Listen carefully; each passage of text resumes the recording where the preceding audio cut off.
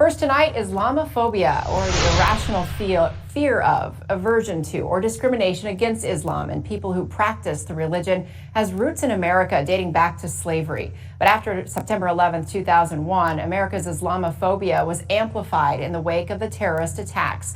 As we reflect on the 20-year anniversary of 9/11 this week, KIMT News 3's Annalise Johnson is looking into how Islamophobia has changed in the past 2 decades. Annalise? According to Pew Research, in 2017, about half of Muslim American adults said they had personally experienced some form of discrimination because of their religion within the previous year. I sat down with a local young Muslim woman and a scholar of Islamophobia to learn more about the setbacks and gains America's treatment of Muslims has made since 9/11.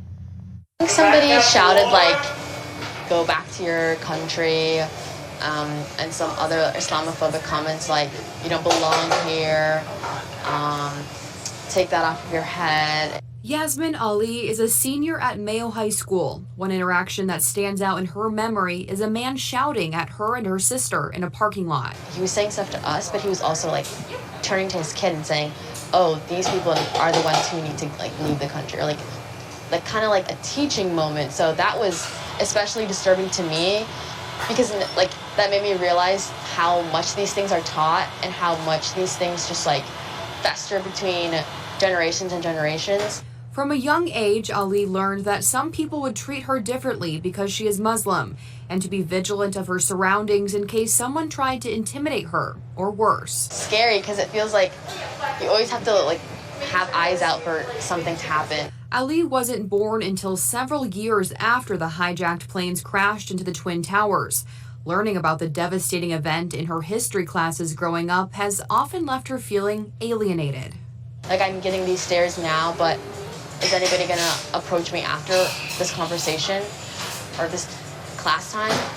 So that's kind of always what goes through my head, but it feels very like you're alone.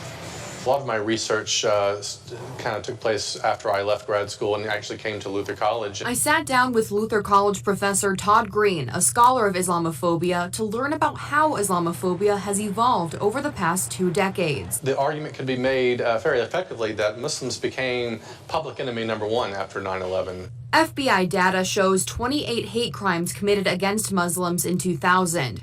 That number spiked to 481 in 2001.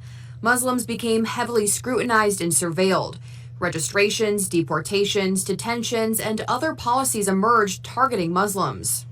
Muslims basically became a suspect population, presumed guilty of harboring terrorist sympathies unless proven otherwise, and that became the new status quo, broadly speaking, for Muslims after 9/11. Now, with 20 years behind us since that tragic day in our history, you may think we are past the worst of America's Islamophobia. But there's a lot of evidence to suggest that some of the worst Islamophobia in terms of policies, in terms of overt targeting of Muslim communities, has taken place in the past decade, from efforts to restrict the building of mosques to efforts to ban Sharia law in some state legislatures. Hate crimes continue to be quite persistent. Green argues that in some ways, Islamophobia has become mainstream. It exists in explicit and softer forms and is present on both sides of the political spectrum.